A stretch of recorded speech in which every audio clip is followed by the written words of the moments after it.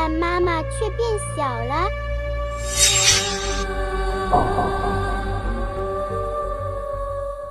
妈妈开始穿娃娃的小衣服了，袖子太短，露出的手腕细细的。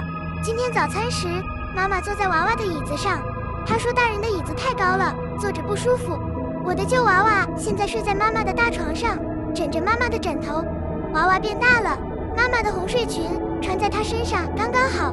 昨天晚上，我看见妈妈在玩我的过家家玩具屋，她把头伸进玩具屋的窗户里，小声说：“这个房子大小刚好。”今天妈妈走路变慢了，总是拉着娃娃的裙角。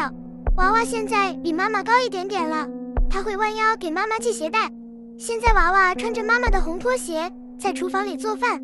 妈妈坐在娃娃以前的小椅子上，晃着2条够不着地的腿。娃娃越长越大，是不是很好看？你也要一个吗？